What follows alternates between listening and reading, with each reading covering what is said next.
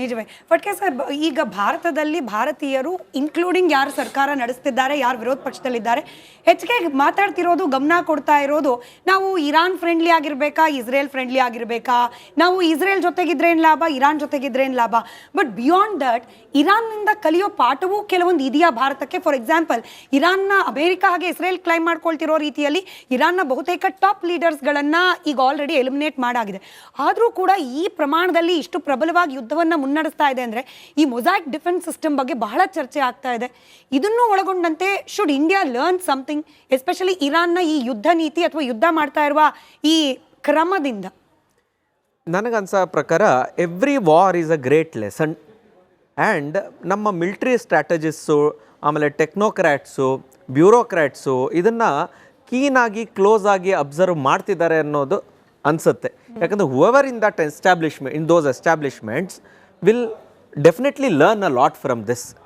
ಆಮೇಲೆ ನಮ್ಮ ಈ ಕ್ಯಾಲಿಬ್ರೇಟೆಡ್ ರೆಸ್ಪಾನ್ಸಸ್ ಇರಬಹುದು, ಅಥವಾ ಫ್ಯೂಚರ್ನಲ್ಲಿ ಏನು ವಾರ್ಸ್ ಆಗಬಹುದು ಅಂತ. ಅಂದರೆ war, it is not whether war will happen, it will happen when ಅನ್ನೋದು ಅಷ್ಟೇ ಪ್ರಶ್ನೆ ಇರುತ್ತೆ. So it is always preparedness.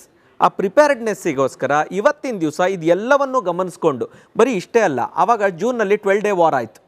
ಅಂದರೆ ಆ ನ್ಯೂಕ್ಲಿಯರ್ ಸೈಟ್ಸನ್ನು ಡೆಸ್ಟ್ರಾಯ್ ಮಾಡಿದ್ದಿರಬಹುದು. ಇವತ್ತು ಈಗಾಗಲೇ we are nearing the third, ಅಂದರೆ completing the third week of the war. ಇದನ್ನೆಲ್ಲ ನೋಡಿದಾಗ I think our defence establishment will be keenly monitoring it, and there are a lot of lessons to be learned. As an example, ಈಗ ನಮ್ಮಲ್ಲೂ ಈಗ ಅಲ್ಲಿ ಮೊಸಾಕ್ ಇದರೊಳಗಿದೆ. ಅಂದರೆ central command ಹೋದ್ರೂ ಬೇರೆ ಬೇರೆ independent but competent parts can effect a lot of damage to a super power like America ಅಂತಂದರೆ it's a system. ಅದನ್ನು ಹೇಗೆ ಡೆವಲಪ್ ಮಾಡಿದ್ದಾರೆ ಅಂತ ನಮ್ಮಲ್ಲೂ ನಾವು ನೋಡಬೇಕು ಅಂತಂದರೆ ನಮಗೂ ಗೊತ್ತಿದೆ. ನಮ್ಮದೂ ಡಿಫರೆಂಟ್ ಕಮಾಂಡ್ಸ್ ಇದೆ ನಮ್ಮ ದೇಶದಲ್ಲೂ. ಸದರ್ನ್ ಕಮಾಂಡ್, ನಾರ್ದರ್ನ್ ಕಮಾಂಡ್, ಈ ಥರ ಡಿಫರೆಂಟ್ ಕಮಾಂಡ್ಸ್ ಇದೆ. Not that our strategist have not thought of it. ಅದನ್ನು ಮಾಡಿಲ್ಲ ಅಂತಲ್ಲ, but these are also new lessons to be learned, not just in warfare, not just in technology, but also in strategy. ಇದೆಲ್ಲ I think is a ಏನಂತಾರೆ good lesson, and we are safely at a distance from it. ಮತ್ತು ಯಾವಾಗಲೂ ಒಂದು ಡಿಸ್ಟೆನ್ಸಿಂದ ನೋಡಿದಾಗ ಎಲ್ಲ ಪರ್ಸ್ಪೆಕ್ಟಿವ್ಸ್ಗಳು ಕಾಣುತ್ತೆ. So it is a great learning experience ಅಂತ ನಾನು ಈ ಮೊಸಾಯಿಕ್ ಡಿಫೆನ್ಸ್ ಬಗ್ಗೆನೇ ಇನ್ ಪರ್ಟಿಕ್ಯುಲರ್ ಪ್ರಶ್ನೆ ಯಾಕೆ ಹೇಳಿದೆ ಅಂದರೆ, ಫಟ್ಕೆ ಸರ್, ತೀರಾ ಇತ್ತೀಚೆಗೆ ಪಾರ್ಲಿಮೆಂಟ್ನಲ್ಲಿ ದೊಡ್ಡ ಮಟ್ಟದ ಕಾಂಟ್ರವರ್ಸಿ ಜೊತೆಗೆ ಚರ್ಚೆ ಕಾರಣವಾಯಿತು. ಚೈನಾ ಅಗ್ರೆಷನಲ್ಲಿ ಬರ್ತಾ ಇದ್ದ ಸಂದರ್ಭದಲ್ಲಿ ಕಾಲ್ ಮಾಡಿ ಪ್ರಧಾನಿ ಹತ್ರ ಪರ್ಮಿಷನ್ ಕೇಳ್ತಿದ್ರು ಅಂತೇಳಿ. ಅಂದರೆ ನಮ್ಮ ಡಿಫೆನ್ಸ್ ಸಿಸ್ಟಮ್ ಕೂಡ, ಅಥವಾ ನಮ್ಮ ಗ್ರೌಂಡ್ನಲ್ಲಿ ಇರ್ತಕ್ಕಂಥ ಆರ್ಮ್ ಫೋರ್ಸಸ್ ಕೂಡ ಅಷ್ಟೇ ಇಂಡಿಪೆಂಡೆಂಟಾಗಿ ವರ್ಕ್ ಮಾಡೋ ಪರಿಸ್ಥಿತಿ ಇದೆಯಾ ಅನ್ನೋದು ನನ್ನ ಮೂಲಭೂತ ಪ್ರಶ್ನೆ ಆಗಿತ್ತು. ಖಂಡಿತ ಇದೆ. I don't doubt our defence establishment and our military personnel and their capabilities. ಅದರೊಳಗೆ ಎರಡು ಮಾತೇ ಇಲ್ಲ. ಚೈನ್ ಆಫ್ ಕಮಾಂಡು ಇರುತ್ತೆ, ಎಲ್ಲಿಂದ ಎಲ್ಲಿ ಬರಬೇಕು ಅಂತ. ಆದರೆ ಕೆಲವೊಂದು ಸ್ಟ್ರಾಟಜಿಕ್ ಡಿಸಿಷನ್ಸ್ ಇರುತ್ತೆ, ಅದನ್ನು ಓನ್ಲಿ ಮಿಲಿಟರಿ ಎಸ್ಟಾಬ್ಲಿಷ್ಮೆಂಟ್ ತೊಗೊಳಕ್ಕಾಗಲ್ಲ, ಪೊಲಿಟಿಕಲ್ ಎಸ್ಟಾಬ್ಲಿಷ್ಮೆಂಟು ತೊಗೊಳ್ಬೇಕಾಗತ್ತೆ. It has to take a call. ಯಾಕೆ ಅಂತಂದರೆ ಅದರ ರಿಪರ್ಕಷನ್ಸನ್ನು the whole country has to face. ಆದ್ದರಿಂದ ಕೆಲವೊಂದು ಡಿಸಿಷನ್ಸಿಗೆ it has to come from the top undoubtedly. ಸರಿ. ಅಂಡ್ ಕ್ರೈಸಿಸ್ ಅಂತ ಹೇಗೆ ಅಂದರೆ ಆಲ್ ಔಟ್ ಕ್ರೈಸಿಸ್ ಇರಲಿಲ್ಲ. We cannot compare that war with this war. ಅದು ಡಿಫರೆಂಟ್ ಇದೆ. ಸರಿ ರಾಜೀವ್ ಸರ್, ಈಗ ಯುದ್ಧೋಪಕರಣಗಳ ಬಗ್ಗೆನೇ ಪ್ರಶ್ನೆ ಕೇಳೋದಾದ್ರೆ, ಈಗ ಇರಾನ್ನ ಕೈ ಹಿಡಿತಾ ಇರೋದು ಬಹುತೇಕ ಚೀನಾ. ಅಂದರೆ ಶುರುವಲ್ಲಿ ಅಮೆರಿಕ ಯಾವಾಗ ಅವರ ಏರ್ ಡಿಫೆನ್ಸ್ ಸಿಸ್ಟಮ್ ಹೊಡೆದಾಕಿದ್ವಿ, ಅವ್ರ ಹತ್ರ ಫೈಟರ್ ಜೆಟ್ಗಳಿಲ್ಲ, ಎಲ್ಲ ಹೊಡೆದಾಕಿದ್ವಿ ಅನ್ನೋ ರೀತಿಯಲ್ಲಿ ಹೇಳಿಕೆ ಕೊಡ್ತಿದ್ದಾಗ ನಮಗೆ, ಅಂದರೆ ಜನಸಾಮಾನ್ಯರಿಗೆ ಬಂದ ಮಾಹಿತಿ ಏನು, ಇರಾನ್ ಎಲ್ಲಿವರೆಗೂ ಚೈನಾ ಮಾಲನ್ನು ಉಪಯೋಗ ಮಾಡ್ಕೊಳ್ತಾ ಇತ್ತು ಅಲ್ಲಿವರೆಗೂ ಸ್ವಲ್ಪ ಅವ್ರಿಗೆ ಹೊಡೆತ ಬಿತ್ತು. ಆದರೆ ಯಾವಾಗ ಅವರು ಇನ್ಬಿಲ್ಟ್, ಅಂದರೆ ಸ್ವದೇಶಿ ನಿರ್ಮಿತ ಉಪಕರಣಗಳನ್ನು ಬಳಕೆ ಮಾಡ್ಲಿಕ್ಕೆ ಪ್ರಾರಂಭ ಮಾಡಿದ್ರು, ರಷ್ಯಾ ನಿರ್ಮಿತ ಉಪಕರಣಗಳನ್ನು ಬಳಕೆ ಮಾಡ್ಲಿಕ್ಕೆ ಪ್ರಾರಂಭ ಮಾಡಿದ್ರು, ಆಗ ಅವ್ರು ಗಟ್ಟಿಯಾಗಿ ನಿಲ್ಲಲಿಕ್ಕೆ ಸಾಧ್ಯ ಆಯಿತು ಅನ್ನೋ ರೀತಿಯ ಒಂದು ನರೇಟಿವ್, ಅದು ನಿಜ ಇರಬಹುದೇನೋ, ಆ ರೀತಿಯ ಒಂದು ವಿಶ್ಲೇಷಣೆ ಚರ್ಚೆಗಳು ಆಚೆ ಬರ್ತಾ ಇದೆ. ಇದರಿಂದ ಭಾರತಕ್ಕೇನಾದರೂ ಅರ್ಥ ಆಗಬೇಕಾಗಿರೋದು, ಅಥವಾ ಯಾರು ಭಾರತ ಎಲ್ಲೆಲ್ಲಿಂದ ಯುದ್ಧೋಪಕರಣಗಳನ್ನು ಖರೀದಿ ಮಾಡ್ತಿದೆ ಅದ್ರ ಬಗ್ಗೆ ಪುಂಖಾನುಪುಂಖವಾಗಿ ಚರ್ಚೆ ಮಾಡುವವರಿಗೆ ಏನಾದರೂ ಮೆಸೇಜ್ ಇದೆಯಾ ಇದರಿಂದ ಅಂತ? ಖಂಡಿತ ಇದೆ. ಮೊದಲನೇದಾಗಿ ಯು ಎಸ್ ಮತ್ತು ವೆಸ್ಟರ್ನ್ ನೇಷನ್ಸು, ನೀವು ಹೇಳಿದ್ರಿ ಸೂಪರ್ ಪವರ್ ಅಂತ. ಆ ಸೂಪರ್ ಪವರ್ ಅನ್ನೋ ಒಂದು ಡೆಫಿನೇಷನ್ನು ಪ್ರಾಯಶಃ 20ನೇ ಶತಮಾನಕ್ಕೆ ಸರಿಯಿತ್ತು.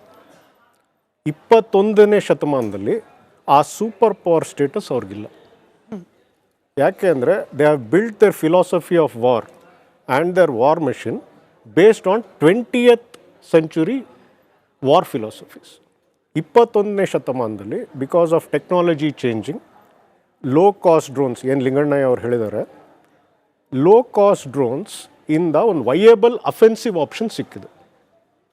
ಅದಕ್ಕೆ ಡಿಫೆನ್ಸ್ ಏನು ಈಸ್ ನಾಟ್ ಎಕನಾಮಿಕಲಿ ವಯೇಬಲ್. ಯಾಕೆಂದರೆ ಇವ್ರು ಹೇಳಿದಾಗೆ 18ರಿಂದ 20 ಲಕ್ಷದೊಂದು ಡ್ರೋನ್ ಕಳಿಸಿದ್ರೆ ಅದನ್ನು ಹೊಡಿಲಿಕ್ಕೆ ನೀವು 2 PAC-3 ಮಿಸೈಲ್ ಕಳಿಸಿದ್ರೆ ಈ PAC-3 missile is $4 million. So ಆಮೇಲೆ ಅದ್ರ ಪ್ರೊಡಕ್ಷನ್ ಎಷ್ಟು? ಅಮೇರಿಕನ್ ಪ್ರೊಡಕ್ಷನ್ ಫಿಗರ್ಸ್ 2025 600ರಿಂದ 800 ಮಿಸೈಲ್ ಮಾಡ್ತಿದ್ದಾರೆ. ಸೊ ಆ ಕಡೆಯಿಂದ 50 ಡ್ರೋನ್ ಕಳಿಸಿದ್ರೆ ಇವ್ನು 100 ಮಿಸೈಲ್ ಹೊಡಿಬೇಕು to have about 80% chance of hitting. ಅಂದರೆ 1/6 of his production, yearly production is lost in 1 raid. ಆದ್ದರಿಂದ ಈ ಒಂದು ವಾರ್ಫೇರ್ ಏನಿದೆ it is not economically viable in the 21st century. America ಅಥವಾ ವೆಸ್ಟರ್ನ್ ಆ್ಯಲಿಸ್ ಹತ್ರ ಇರೋ tools is not good for the 21st century. ಇದರಿಂದ ಭಾರತ ಬಹುತೇಕ ಕಲಿಬೇಕು. ಯಾಕೆ ಅಂದರೆ ನಾಳೆ ನಮಗೆ ಇಲ್ಲ ಚೈನಾ ಜೊತೆ ಒಂದು ಇಂಡಸ್ಟ್ರಿಯಲ್ ವಾರ್ ಆಯಿತು ಅಂತ ಇಟ್ಕೊಳ್ಳಿ, ಅಥವಾ ಪಾಕಿಸ್ತಾನ ಜೊತೆ ಮಗದೊಮ್ಮೆ ಯುದ್ಧ ಆಯಿತು ಅಂತ ಇಟ್ಕೊಳ್ಳಿ. Pakistan being economically weaker state, we learn A lot from this.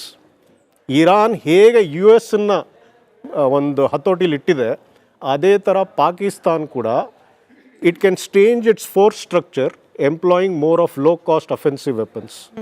ಏನು ನಾವು ಆಪರೇಷನ್ ಸಿಂಧೂರಲ್ಲಿ ಒಂದು ಟ್ರೈಲರ್ ನೋಡಿದ್ವಿ, ಅದು ಪೂರ್ಣ ದುರಂಧರ್ ಸಿನಿಮಾ ಆಗೋ ಚಾನ್ಸ್ ಇದೆ. ಯಾಕೆ ಹೇಳ್ತಿದ್ದೀನಿ ಅಂದರೆ ಭಾರತದ ಈಗ ಡಿಫೆನ್ಸ್ ನೆಟ್ವರ್ಕ್ ಏನಿದೆ, ನಾವು 21ನೇ ಶತಮಾನದ ವಾರ್ ಮೆಷಿನ್ ಆಗಬೇಕು. ಆ ಹಾದಿಲಿ ನಾವು ನಡೀತಾ ಇದ್ದೀವಿ, ಬಟ್ ಇನ್ನೂ ತುಂಬ ದೂರ ನಡೀಲಿಕ್ಕಿದೆ. ಮತ್ತು ನೀವು ಕೇಳಿದ್ದು ಇನ್ನೊಂದು ಪ್ರಶ್ನೆ ಏನು ಅಂದರೆ ಇದರಿಂದ ಭಾರತ ಏನೇನು ಕಲಿಬೇಕು ಇನ್ ರೆಸ್ಪೆಕ್ಟ್ ಆಫ್ ಸಪ್ಲೈ. ನೋಡಿ, ಒಂದು ಯುದ್ಧ ಮಾಡಬೇಕಾದ್ರೆ deciding factor is not weapons, it is not men, it is logistics. ನಿಮ್ಮದು ಲಾಜಿಸ್ಟಿಕ್ಸ್ ನೆಟ್ವರ್ಕ್ ಕರೆಕ್ಟಾಗಿದ್ದರೆ, ರಸತ್ತಿದ್ದರೆ ನಮ್ಮ ದೇಶದ ಸೈನಿಕರು ಯುದ್ಧ ಗೆಲ್ತಾರೆ. ಅನ್ಫಾರ್ಚುನೇಟ್ಲಿ 75-80 ವರ್ಷ ಆದರೂ ನಾವು ಅದರಲ್ಲಿ ಸ್ವಾವಲಂಬತೆ ಅಂದರೆ ಸೆಲ್ಫ್ ರಿಲಯನ್ಸ್ ನಾವು ಅಟೈನ್ ಮಾಡಿಲ್ಲ. ಎಲ್ಲಿವರೆಗೂ ನಾವು ಸೆಲ್ಫ್ ರಿಲಯಂಟ್ ಆಗಲ್ವೋ ಅಲ್ಲಿವರೆಗೂ ನಾವು ಒಂದು ಇಂಡಸ್ಟ್ರಿಯಲ್ ವಾರ್ನ ಗೆಲ್ತೀವಿ ಅನ್ನೋದು ಒಂದು ಪ್ರಶ್ನೆ ಚಿಹ್ನೆ. ನಾವು ಯುದ್ಧ ಮಾಡ್ಬೋದು, ಬಟ್ ನಮ್ಮ ಸಪ್ಲೈ ಸೋರ್ಸಸ್ ಏನಾದರೂ ನಿಂತಲ್ಲಿ ನಮ್ಮ ಒಂದು ಕೇಪಬಿಲಿಟಿ ಕನ್ಸ್ಟ್ರೈನ್ ಆಗುತ್ತೆ. ಸೊ ಆದ್ದರಿಂದ ಆ ಹಾದಿಯಲ್ಲಿ ನಾವು ತೇಜಸ್ ಆಗಲಿ ಅಥವಾ ಅರ್ಜುನ್ ಟ್ಯಾಂಕ್ ಆಗಲಿ ಮತ್ತು ಇತರೆ ಅಸ್ತ್ರಗಳಾಗಲಿ ಇದನ್ನೆಲ್ಲ ಸ್ವದೇಶದಲ್ಲಿ ಮಾಡೋವರೆಗೂ, ಆ ಕೇಪಬಿಲಿಟಿ ಬರೋವರೆಗೂ we are going to have vulnerable points. But politically, I know this is non political panel, but politically ಆಗ್ತಿರೋ ಚರ್ಚೆಗಳ ಪ್ರಕಾರ ಕಳೆದ 12 ವರ್ಷದಲ್ಲಿ ಸಾಕಷ್ಟು ಮಟ್ಟಿಗೆ ಆತ್ಮನಿರ್ಭರ ಆಗಿದೆ.